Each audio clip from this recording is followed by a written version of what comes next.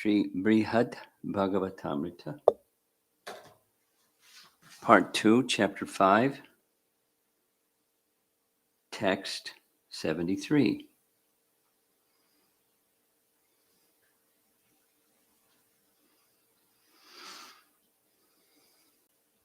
And I believe this is still Uddhava speaking. You have no great interest in acting as residents of Vaikuntha or sojourners in the material world. And he, with a capital H, the Supreme Lord, has no great interest in showing his opulence or getting involved in mundane relationships. Commentary. Because the Supreme Lord and his pure devotees are interested only in pleasing one another, it makes little difference to them where they happen to be. The devotees may be in Vaikuntha, endowed with Satchit Ananda spiritual bodies and the corresponding powers and comforts to enjoy. Or, I think we read this, didn't we? Or they may be grahastas or whatever in the material world with bodies made of physical elements and may worship the Lord in a form of his that also seems material. But in any case, the Lord and his devotees are never distracted from their pure loving exchanges of rasas. Not even when the Lord fully expands his opulences. We did read this. Or complete self-satisfaction, or his complete self-satisfaction. His means the Supreme Lord's complete self-satisfaction, or seems to establish worldly affinities by becoming a father, son, or some other relative of his devotees. Since the devotees are exclusively devoted to the Lord, their hearts are satisfied simply by relishing his pastimes and transcendental qualities. Similarly, the Lord is interested only in making his devotees happy. These ambitions of the Lord and his devotees can be fulfilled equally well in Vaikuntha or in the material world. So, for them, there is no substantial difference between the two realms. Text 74. You always live in utter humility, which most favorably nourishes devotion in pure love. Nice. And the Lord's pastimes of seeming absorbed in worldly pleasure amply evoke such love. Commentary. In Vaikuntha, the Lord and his devotees have purely spiritual bodies with which to enjoy transcendental reciprocations. But when the Lord descends to the material world, he seems to have the body of an ordinary human being, and that is even more conducive to the full blossoming of Prema Bhakti. In Vaikuntha, Lord Narayana expands unlimited opulence. But on earth, Krishna acts even more wonderfully by simply being the friend of his devotees and satisfying them in every possible way. Narada, so this is Narada speaking, here congratulates the Lord's devotees for their humility, which, more than anything else, helps them achieve all success in loving devotional service. 75. Who can describe the greatness of the mature perfection of love of God, which makes the Supreme Lord act like an ordinary good friend?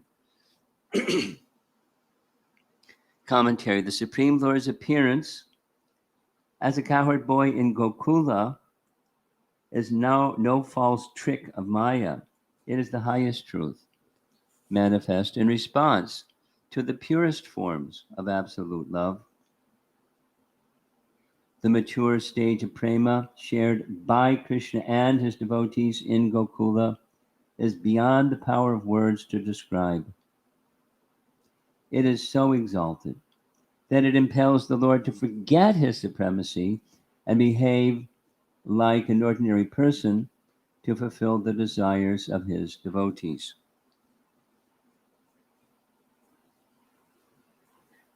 This marvel cannot be an illusion created by Maya, because the Maya of the material world has no power to delude either Krishna or his devotees. 76. Oh, let me praise Krishna's mood as an ordinary friend, which does away with the respect and reverence of his devotees and expands their pure love for him.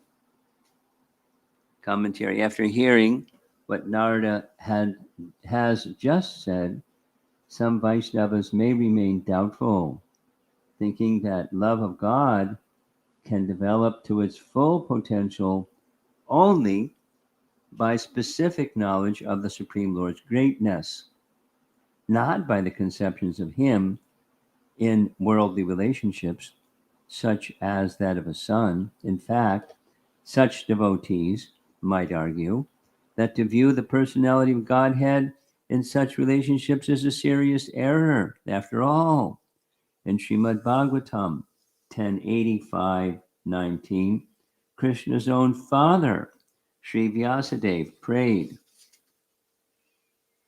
quote, "Therefore, O friend of the distressed, I now approach your lotus feet for shelter, the same lotus feet that dispel all fear of worldly existence for those who have surrendered to them. Enough, enough with hankering for sense enjoyment, which makes me identify with this mortal body, and think of you, the Supreme, as my child." In this prayer, Vasudeva begs to be relieved of the delusion that compels him to imagine that God is his son. Vasudeva might be advised, quote, "You are happy, so why are you complaining?" But he counters this idea by describing his pitiable confusion, in which, out of greed for sense enjoyment, he thinks that he is the body and that the Supreme Lord is his son. Vasudeva tells Krishna in the Vishnu Purana, quote, that both Devaki and I are bewildered into loving you like our own child is so absurd, unquote. Vasudeva feels he should be the butt of jokes for daring to consider the Supreme Lord his son. Paragraph.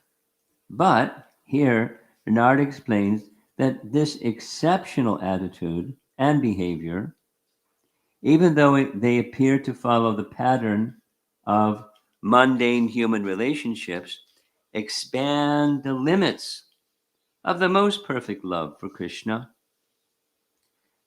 The key to understanding how this kind of devotional service works is to comprehend that it does away with the restrictions of fear, respect, and reverential faith towards the Supreme Lord.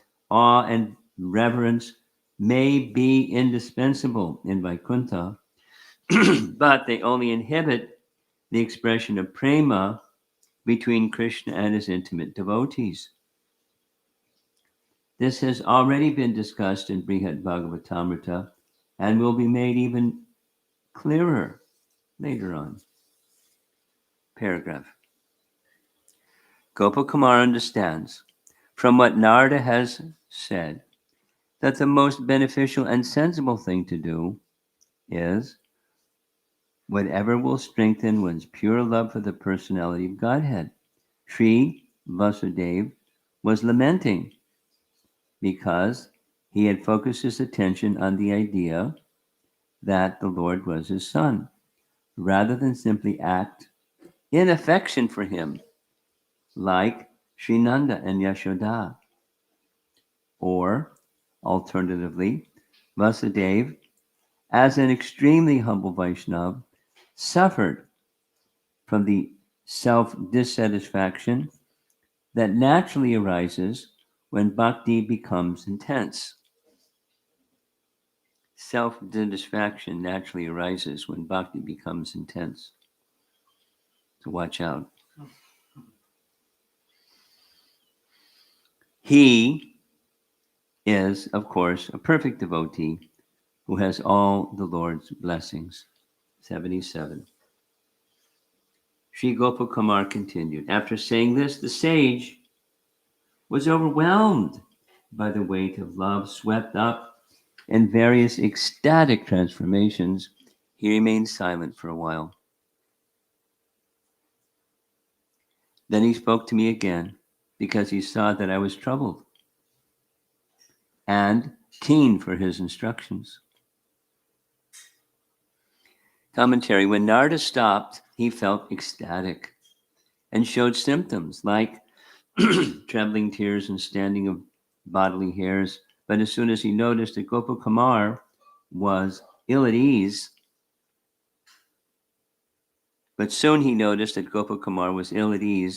and waiting for further instructions. 78. Sri Narada said, Dear devotee of Lord Gopaladev, O son of a cowherd, far away from here lies the most exalted of all places, called Goloka.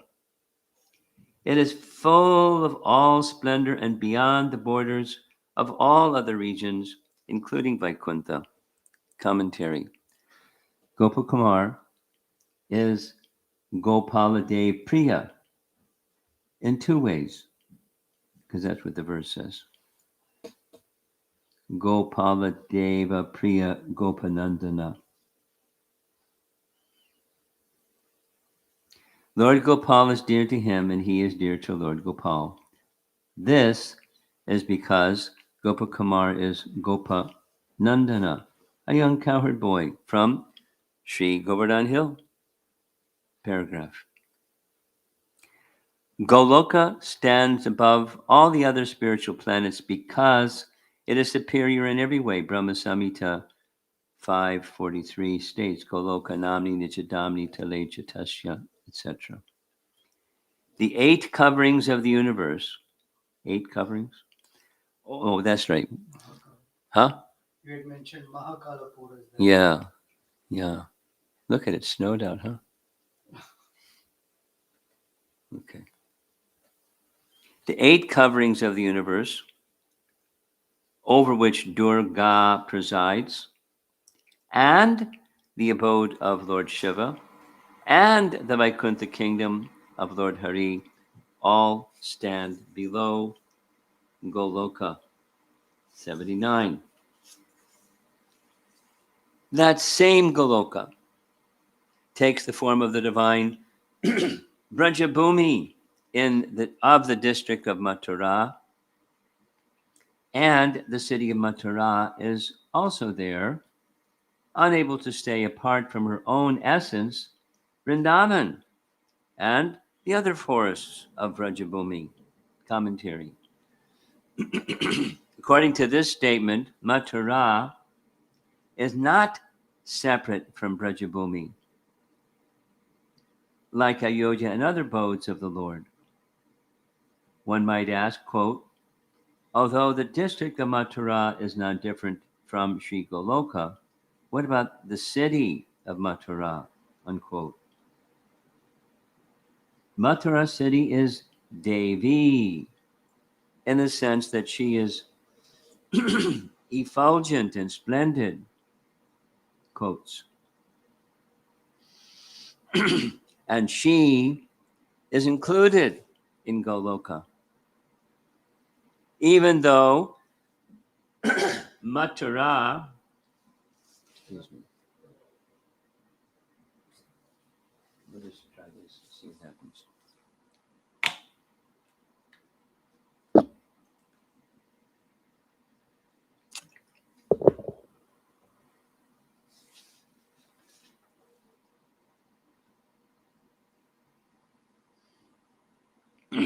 Even though Mathura has her own district identity,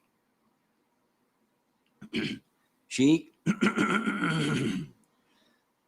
she cannot bear to be apart from the forests of Brajabhumi. According to the spiritual geography of Goloka, the Mathura district includes Vrindavan and the other Braja forests, which are the most essential parts of Mathura.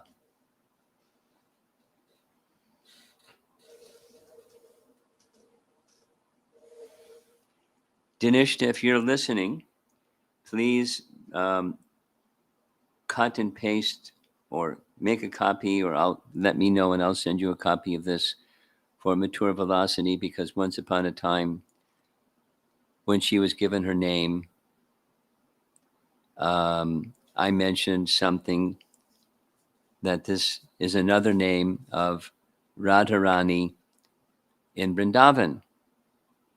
And there was somebody who told Mathura Velocity, no. Mathura is not Vrindavan. And I said, excuse me, but Mathura includes Vrindavan. So Radharani is not just the queen of Braja, she's the queen of Mathura. Just like there's a nice set of the whole book. One of Rupa Goswami's books is Mathura Mahimamrita. Mathura Mahimamrita is not just about the city of Mathura. It's Mathura district, which includes Braja, and that's Mathura Mahimamrita. So please, I think you're listening. You can share this with Mathura Vilasini. Text 80. Because the entire region of Sri Mathura is a land of cows. That's not the city, that's the district, that's the whole. Anyway, it is called Goloka.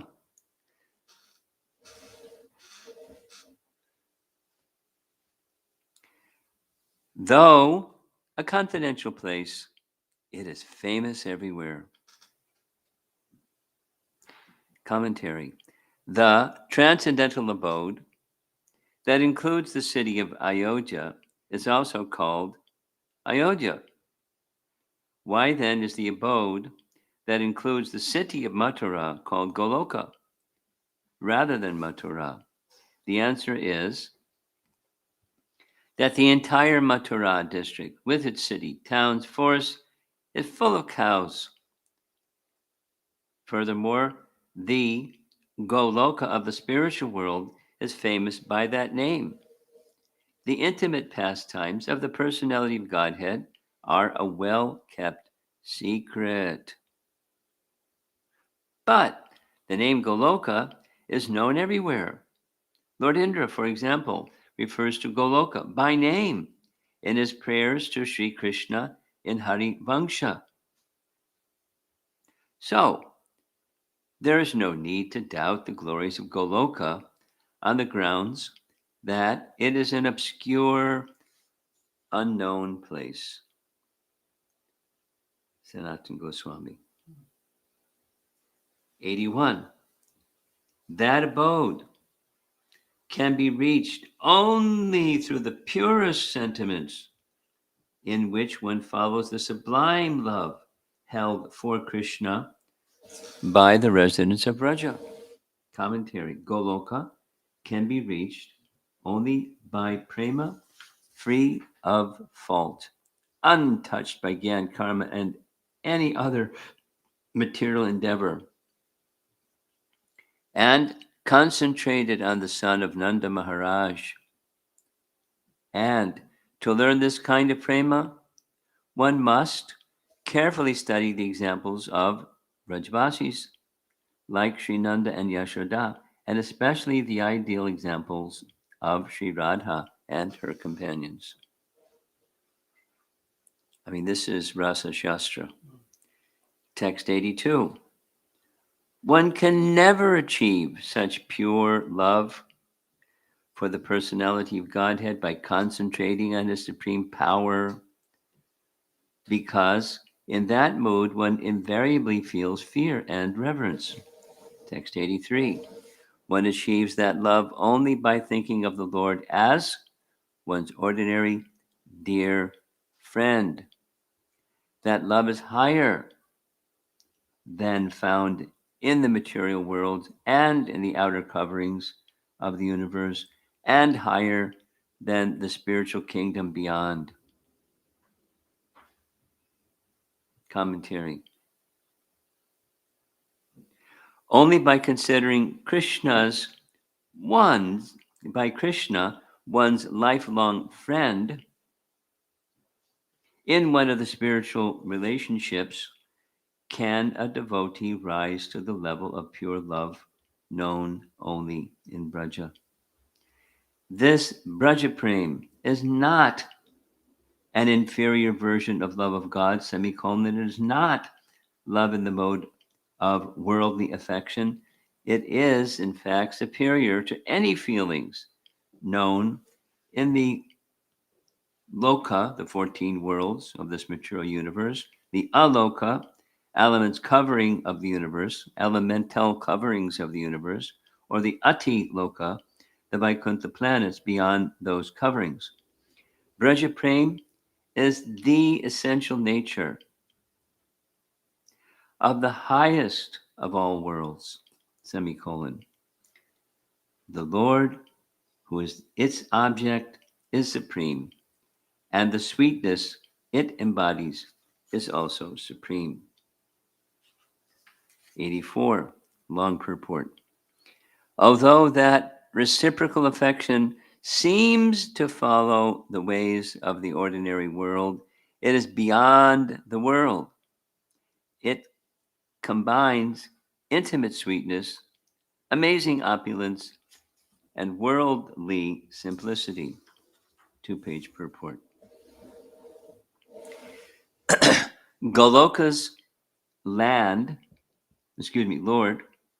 Goloka's Lord, and its residents care for one another as do people in the material world. Yet their prema transcends the limits of mundane love. The loving dealings of Braja are nothing ever seen in this world, are like nothing ever seen in this world.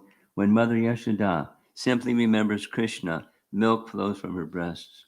And Nanda Maharaj is constantly drenched in a flood of his own tears of love for Krishna. The cowherd men use everything they have, even their wives and children, only for Krishna's pleasure, never their own.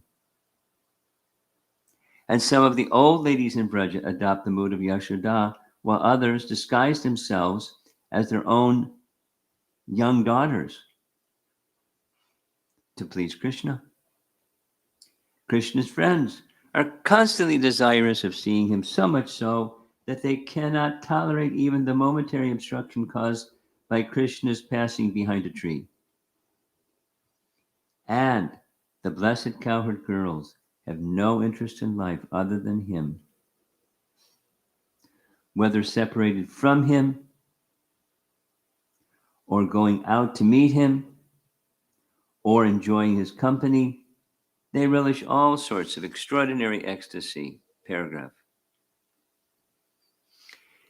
In these ways, the prema of Braja is both amazing and sweet, combining within itself the majestic opulence of the spiritual world and the simple sweetness of the material world. The devotees of Braja possess super worldly opulence, and at the same time, they are the most simple people. By their opulent power, they are expertly able to understand and take part in all the various aspects of the Lord's countless pastimes.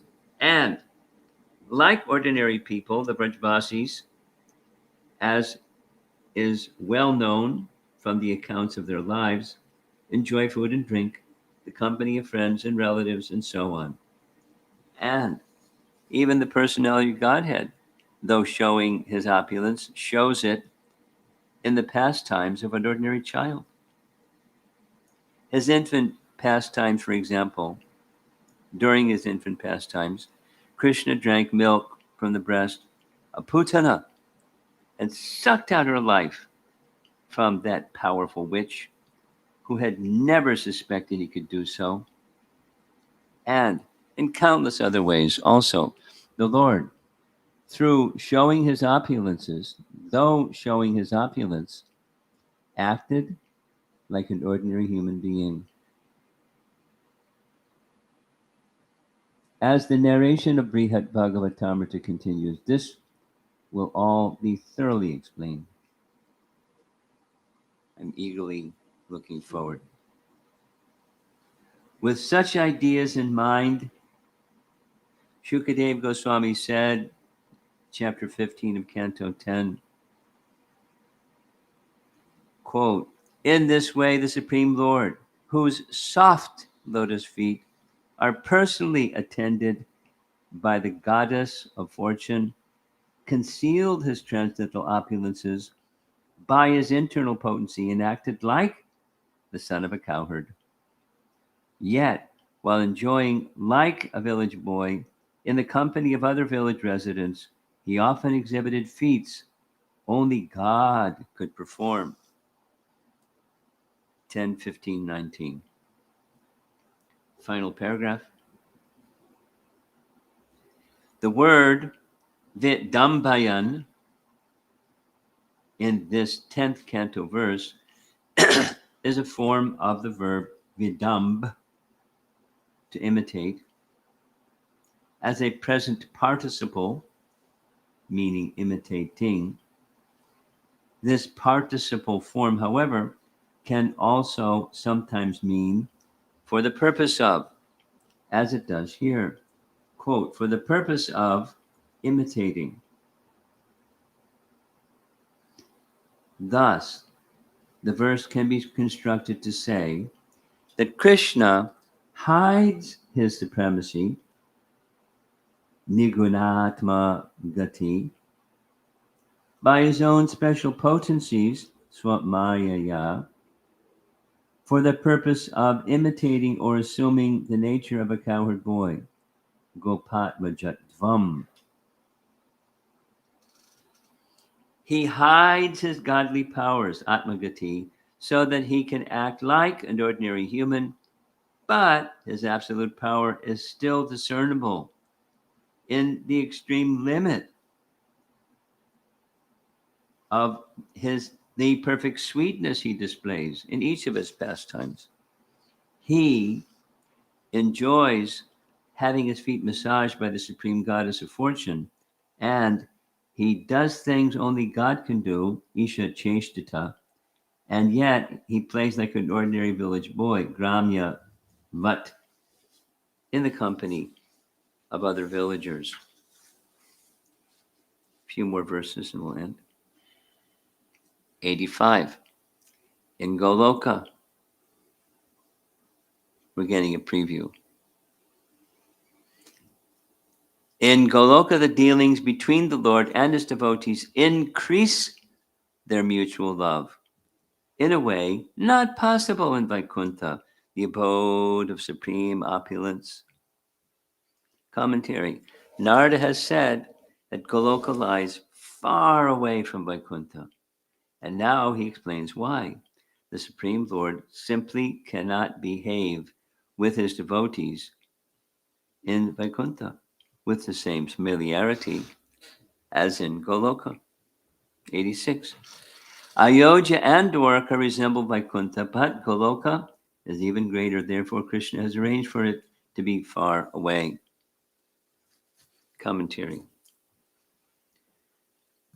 Ayodhya and Dwarka are somewhat secret portions of Vaikuntha, but as Gopakumar has already seen, they retain the basic Vaikuntha mode of reverence for the personality of Godhead supremacy. Dwaraka is far superior to Ayodhya, which is superior to the other Vaikuntha planets, but the superiority of both Ayodhya and Dwaraka is due to their being even more opulent than the rest of Vaikuntha. Therefore, neither Lord Ramachandra in Ayodhya nor Lord Krishna in Dwarka is free to subordinate himself fully to the control of his devotees' love. 87. In that most delightful abode, the residents share special pleasure pastimes with the Lord, in which they all realize the ultimate limit of sweetness. Commentary. Here, Narada does not get specific about what makes the pastimes of Goloka unique. He refers to them only by mentioning Sukha Krida Vishesha Sao, or that special kind of enjoyment. The pronoun asau, or that, normally used to point out something visible but distant, indicates that those pastimes are beyond the power of words to delimit. There's the delimit term again. And also that they are the fixed goal of all of Gopakumar's endeavors. Only in Goloka can the Lord and his devotees enjoy pastimes in which the servants and the served equally dominate one another. And we'll just two more, we'll end. Text 88. Indeed, that world, I think, displays the complete essence of Lord Hari's most confidential godhood. Commentary. Goloka is even more splendidly opulent than Vaikuntha. Someone may doubt then how Goloka could appear like an ordinary place of the finite world. Despite this doubt, Sri Goloka is factually the one spiritual realm where the Supreme Lord shows the essential perfection of his beauty, personality, and sporting pastimes. The highest perfection is also the most confidential mystery, which only a few fortunate souls are privileged to understand. Goloka holds the supreme position among all the Lord's abodes, for there the Lord constantly displays perfections never seen anywhere else. Goloka is greater than all other spiritual abodes, and Krishna in Goloka is greater than all other forms of Godhead. Krishna in Goloka is especially known as Hari, the Lord who steals the hearts of everyone with his beauty, personality, and pastimes.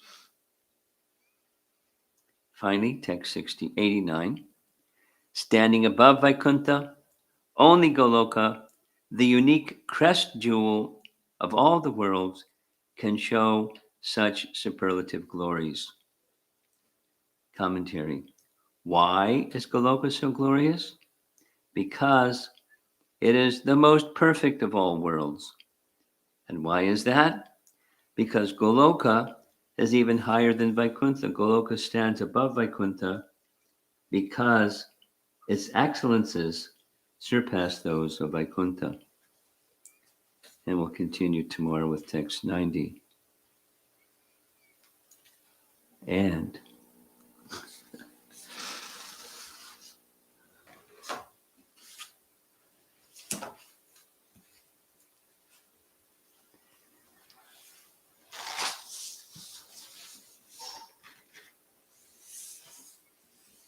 We're just beginning. Yes. Shri Brhad Bhagavatamrita ki jai, Srila Prabhupada.